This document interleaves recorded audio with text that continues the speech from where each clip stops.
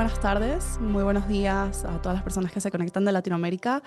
Bienvenidos a un nuevo episodio de Cepo Talks. Es un verdadero gusto tenerlos aquí, así sea virtualmente.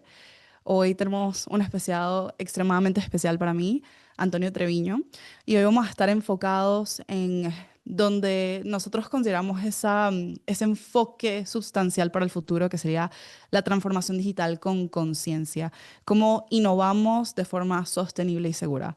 Yo soy Andrea, soy la responsable de innovación para CEPO, y Antonio, un top voice en todo lo que es la transformación digital, por eso su gran recorrido con Megalimentos, pero por favor, dejo que Antonio nos cuente más de su historia. Antonio. Hola, Andrea, muchas gracias. La verdad, aprecio mucho la invitación. Agradezco mucho el espacio de Cepo Talks sobre estas iniciativas. Creo que abonan mucho en estos momentos. La verdad, me siento muy honrado de participar en esto, esperando que lo que comente cumpla las tres premisas de Sócrates. Normalmente así lo hago, ¿no? Sócrates decía que cualquier comunicación debe tener tres elementos. Uno, tiene que ser bueno. Dos, tiene que ser verdad. Y lo más importante para mí, espero que todo lo que diga ayude a alguien más en tener un mejor entendimiento de la transformación. No me considero un experto, te agradezco mucho, me halaga mucho tus comentarios. Creo que es un proceso de innovación constante, de estar aprendiendo para lograr transformar realmente el valor de un negocio. Increíble.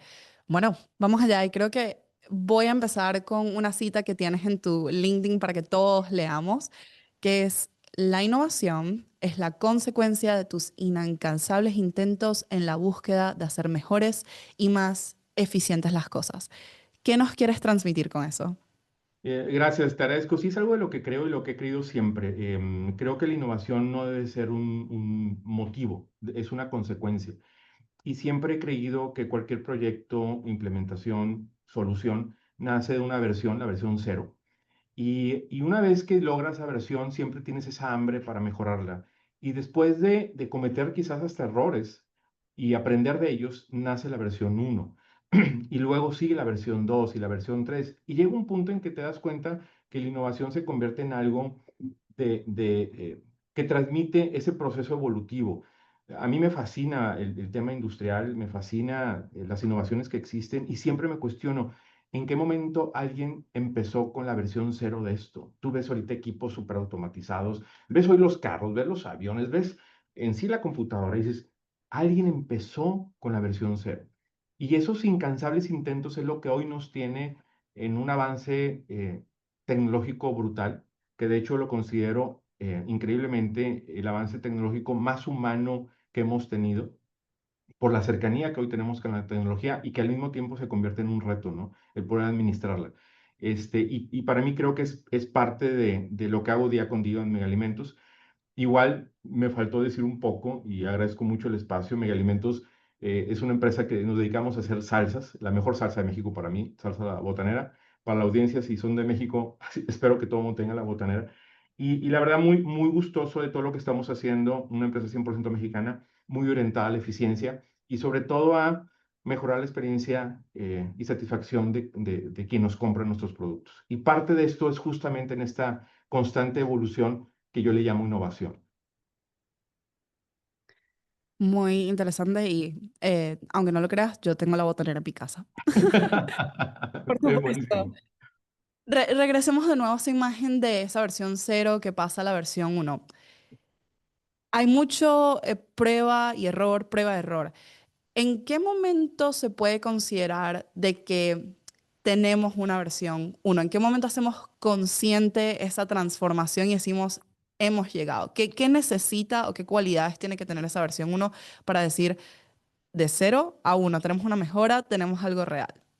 Buenísima pregunta, Andrea, te agradezco mucho. Y creo que cuando te das cuenta que la versión 1 ya nació, o versión cero ya nació, es cuando empieza a solucionar un problema. Y creo que aquí es fundamental. Y estamos ahorita en una vorágine de estar implementando tecnologías sin conocer realmente cuál es el problema. Yo creo que para poder llegar a una versión cero, una versión uno tiene que entender realmente el problema de que quiere solucionar.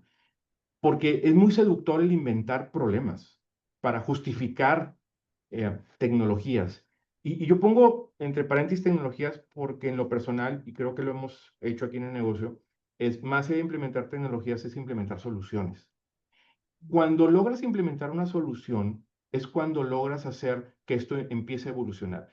Em, tengo una forma de estructurar esto. De hecho, tengo un blog que se llama Pensar Digitalmente, no es comercial, pero trato de transmitir un poco lo que pienso. Y creo que la transformación digital sostenible empieza por las personas, increíblemente.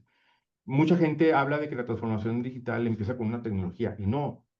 Irónicamente, si tú tratas de implementar una tecnología sin pensar en las personas, sin pensar en los procesos, lo único que haces es una fricción enorme en el negocio que hace que esa solución tecnológica no sea la adecuada. Entonces, ¿de dónde viene el poder arrancar con la versión cero? Que digas, la versión cero ya funcionó. Porque las personas atendieron una situación, establecieron un proceso, lo vivieron y a partir de ahí buscas tecnologías que den con, con la atención de ese problema. Y se convierte en un círculo virtuoso, Andrea. Es impresionante. Bueno, hasta en el clima organizacional de la gente se siente que sumas puntos porque se sienten escuchados. Y esto yo le llamo los senderos digitales. ¿Qué son los senderos digitales? Son esos caminos que surgen espontáneamente donde el usuario encuentra formas de llegar del punto A al punto B.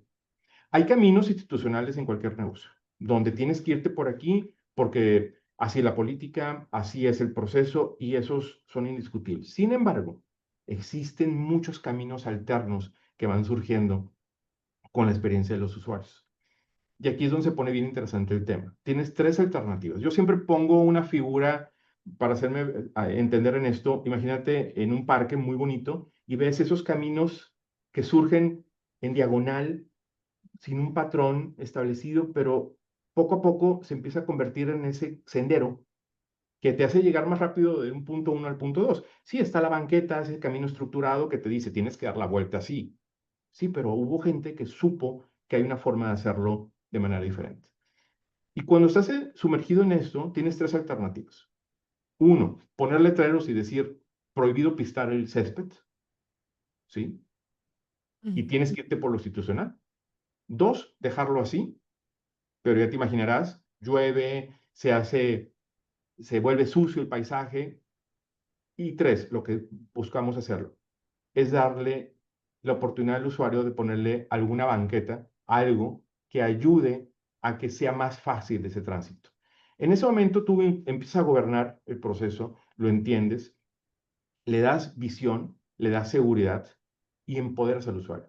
Ahora, esa banqueta puede ser de simples bloques o de mármol, ¿sí? Lo importante es darle visión a ese tema. Y creo que una vez que el mismo usuario, la misma necesidad te está diciendo por dónde es, híjoles, uno tiene ya la materia prima para transformar el negocio, ¿sí?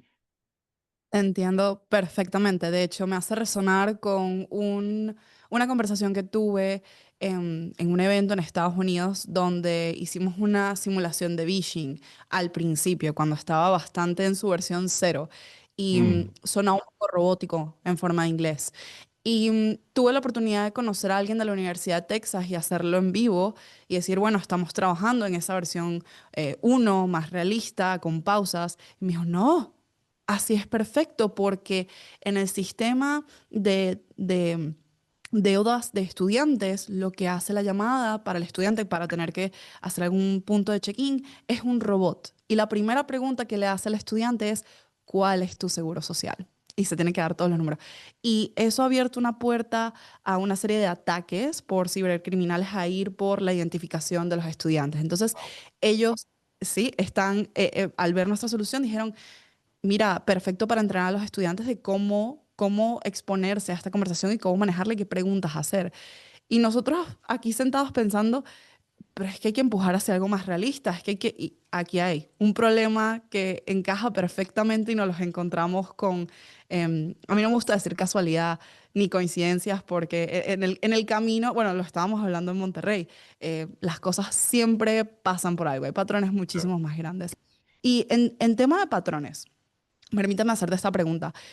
Ahorita, bueno, siempre lo ha habido, pero tú conoces la moda de hoy en día, hay mucho hype de inteligencia artificial ¿Cómo en una posición de innovación o de liderazgo yo puedo separar lo que es moda de lo que necesitan mis procesos, lo que necesitan mis usuarios? ¿Cuáles son buenas prácticas para ponerse en los pies o en la posición de su usuario y entender sus problemas cuando no necesariamente la persona que toma las decisiones los sufre? Cuéntanos.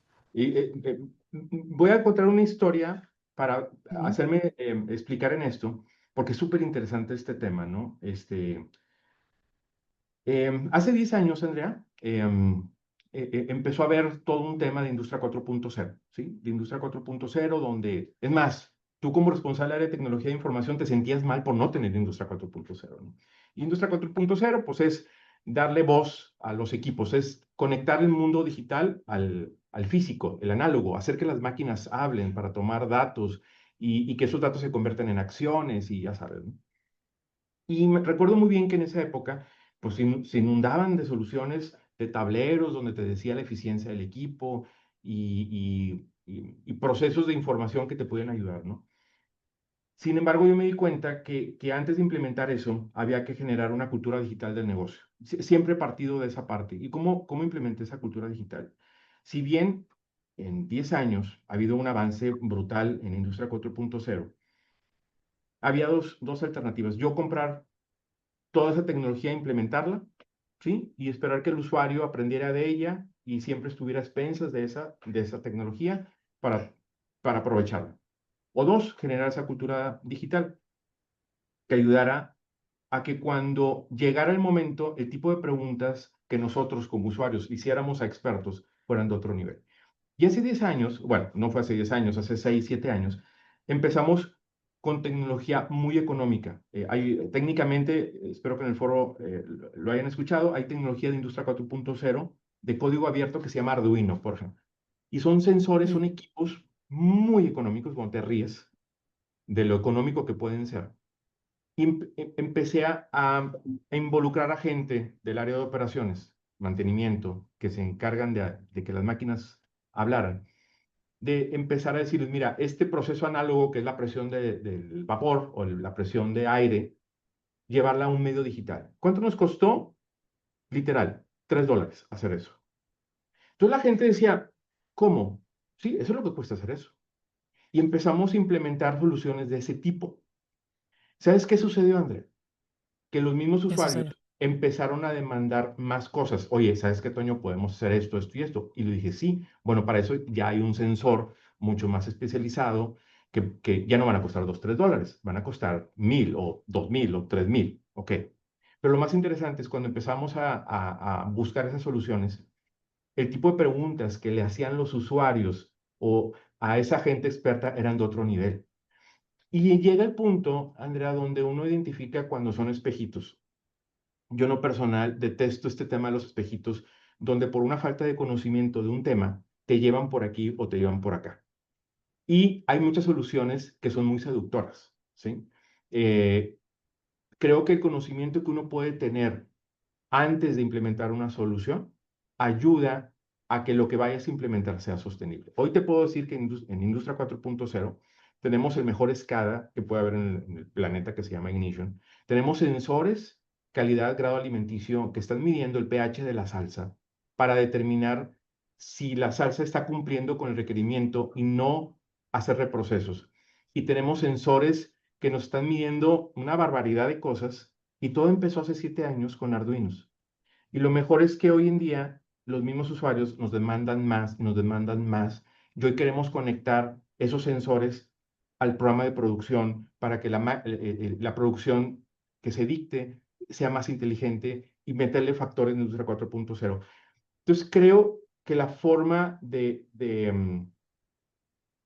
determinar qué sí, qué no, es cuando uno, y vuelvo un poquito a mi tema de entender el problema, involucrar a las personas 100% en esos senderos digitales, que te digan cómo se deben de hacer las cosas y potenciar ese valor que ellos ofrecen con soluciones tecnológicas.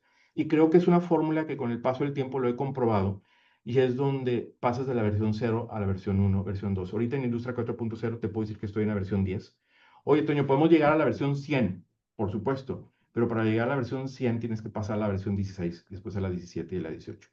Y ese crecimiento es el que me gusta mucho porque yo me voy a ir de aquí, Andrea, algún día, pero crea en el ADN del negocio esa hambre de buscar que sea sostenible.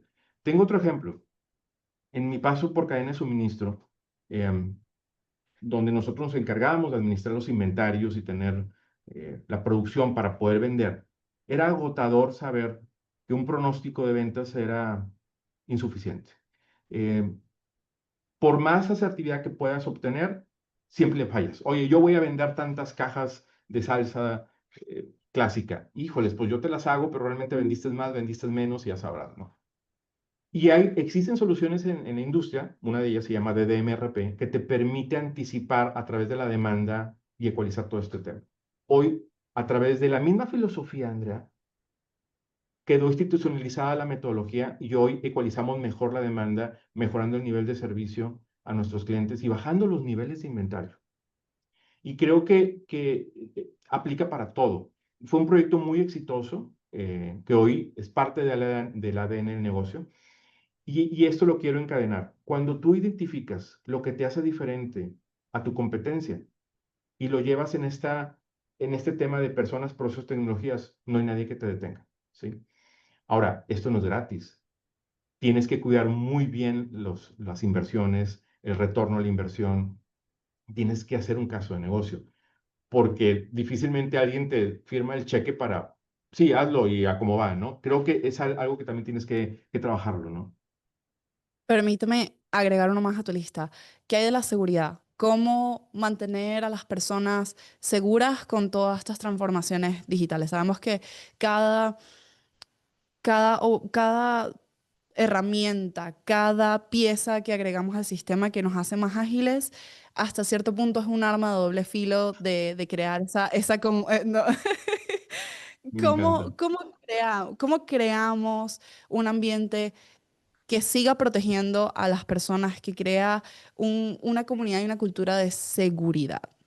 Híjole, Sandra, estás llegando a un punto que me encanta, porque justamente es esa responsabilidad que tiene uno como encargado del área de transformación digital o de tecnologías de información, de cómo darse libertad, ¿sí? Pero al mismo tiempo cuidar que esa libertad no te lleve a otras cosas. Y voy a poner un caso muy concreto. Yo te puedo asegurar que ahorita en la planta, aquí al lado de mi oficina, y en muchas industrias hay mucha gente que utiliza ChatGPT con su medio de comunicación, con su teléfono, que Ujú. utilizan su cuenta, que utilizan su internet. Y de una u otra manera, espero y creo que la gran mayoría lo utiliza para bien, ¿sí? Donde tienes alguna situación, pues déjame le consulto a ChatGPT, ¿cómo podría hacer esto mejor? Esa vulnerabilidad, déjame compartir información que quizás puede ser delicada. Y volvemos al tema de los caminos, ¿no? Yo puedo decirles, prohibido usar ChatGPT y imagínate la frustración de la gente.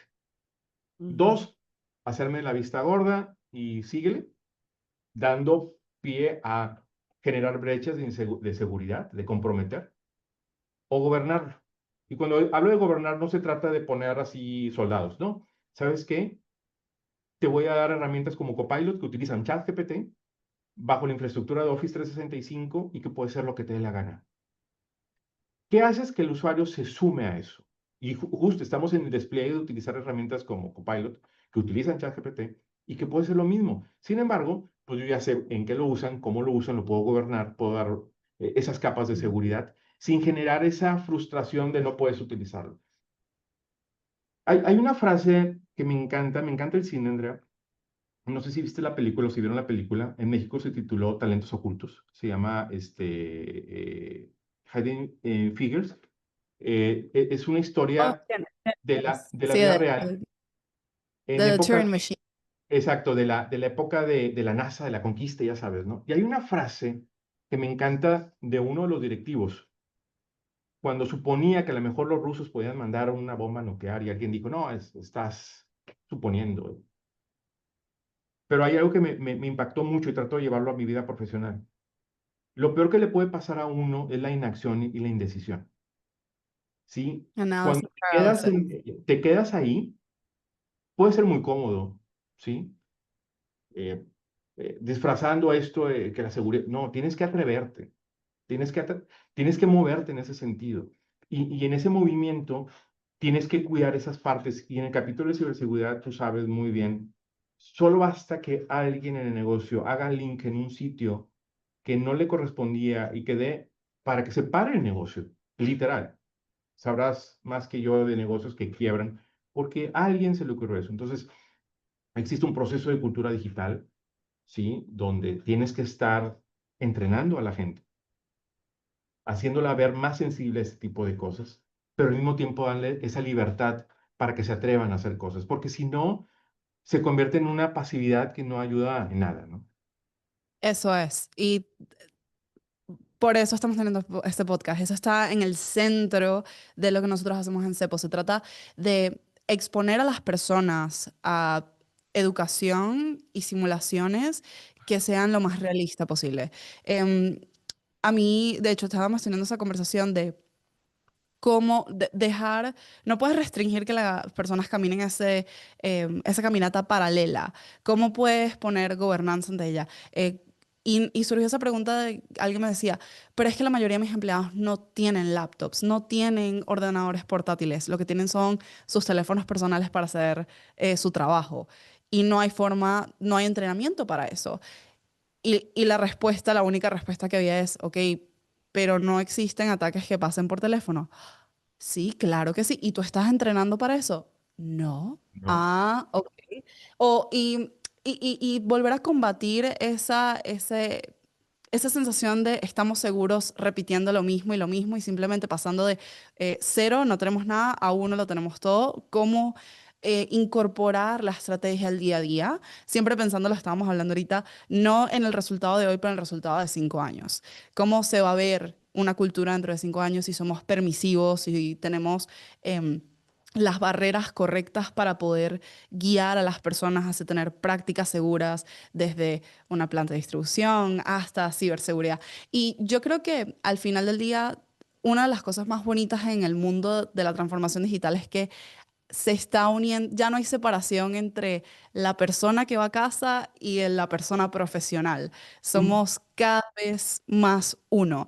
Y con tanta footprint digital, con tanta huella digital, ya no existe Andrea Taboada en LinkedIn y una Andrea Taboada personal. Estamos cada vez más unificados. Y creo que es importante llevarse todo este tipo de información y todo este tipo de buenas prácticas porque al final del día impacta la vida de las personas, tanto de forma personal como la forma que trabajan. Se trata de no utiliza esta herramienta, no, es cómo utiliza esta herramienta de forma segura. claro, exactamente. Eso es. Pues bueno, llegó el momento donde me encantaría leer las preguntas que nos están haciendo en el chat Ah, para que las claro, respondamos. encantado. Fenomenal. Entonces, Antonio, voy con la primera pregunta.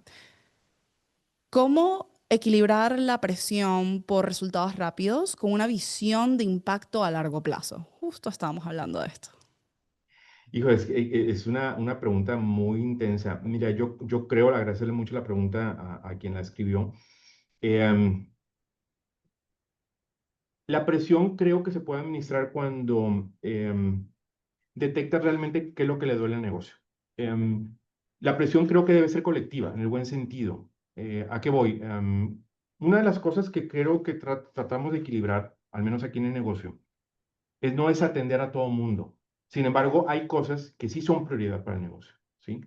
Se establece qué es lo que realmente le duele al negocio y a nivel de transformación, en términos de transformación digital o tecnología, cómo puedes hacer que la gente que se dedica a eso se dedica a cosas de mayor valor. Eso es indiscutible. Creo que la presión surge cuando áreas que quizás no son prioridad son desatendidas. Empieza a existir esa brecha, ese abismo entre esa área súper tecnificada y esa otra área que se quedó con Exceles y donde a la gente ya le parece aburrido ir al trabajo porque lo único que hago es estar captura y captura y captura.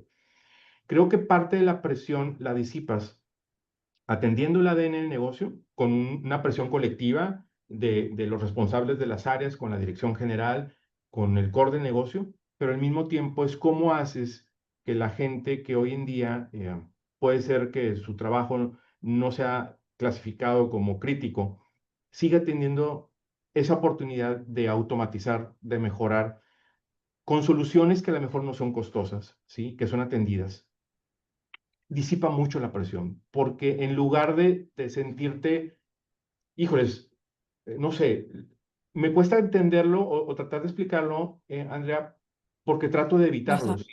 En el sentido de que tengo más usuarios pidiendo cosas para bien que sintiendo reclamo por no ser atendidos, ¿sí? Y se Mm. convierte en un reto brutal, ¿sí? Porque tengo la necesidad del usuario que necesita hacer que el estado financiero cuadre en automático, sin mayor procesamiento, como hacer que la gente, mi ejecutivo de ventas que está en la calle ahorita levantando pedidos, sea capaz de levantar ese pedido de una manera mucho más ágil, mucho más eficiente y que sabemos que dependemos de esa venta. Pero más allá de eso, es cómo hago que mi cliente experimente una mejor satisfacción. Espero haber respondido. Creo que la presión se disipa cuando el negocio entiende muy bien cuál es el ADN, cuando se tiene muy claro cuál es el problema y que hay que entenderle recursos, pero al mismo tiempo, cómo atiendo y no dejo al olvido esas áreas que de una u otra manera pudieran no figurar en ese momento. Sí, se entiende. Yo creo que lo único que puedo agregar a eso es que hablamos de cómo equilibrar resultados rápidos con una visión a largo plazo. Creo que cuando hablamos de versión a largo plazo no estamos hablando del día a día, sino las Ujú. actividades de día a día son simplemente una consecuencia Así que es. van a la par de esa estrategia más grande. Entonces, De acuerdo. encuentro un poco de discrepancia cuando existe esa presión inmediata, porque si estaba en los planes, ya lo debimos haber visto.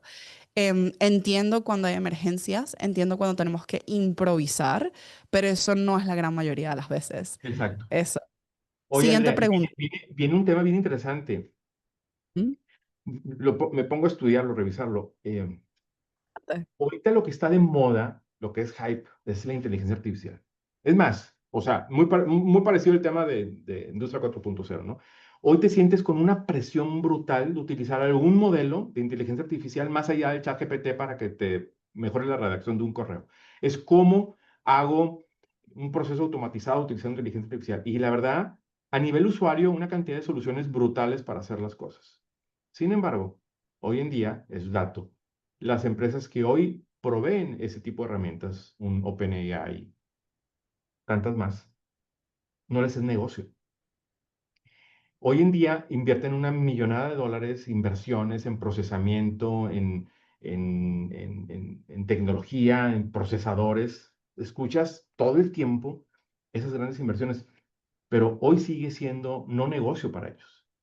Espero que un día lo sea, pero si no lo Ujú. es, esta presión de utilizarla tenemos que ecualizar y justo en cosas que realmente tengan sentido.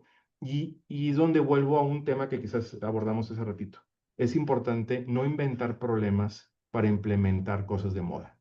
Creo que ese es uno de los problemas más fuertes porque te metes en este rollo y bueno, no inventes ese problema, que es un problema real, que le hayas sufrido, que le hayas dolido, que la gente sepa cómo resolverlo. Listo, automatízalo no con una tecnología, sino con una solución. Si en esa solución viene inteligencia artificial, adelante. De repente inventamos cada cosa, Andrea, que se vuelve un Eso problema. es. Así inventamos problemas cuando no son necesarios. Exacto. Creo que esa es la información que me llevo de esta conversación. Se trata de no inventar problemas, se trata de encontrarlos, diseccionarlos o crearlos en partes y luego encontrar soluciones que vayan a la par de eso. Y eso nos vuelve a la mecánica de input-output.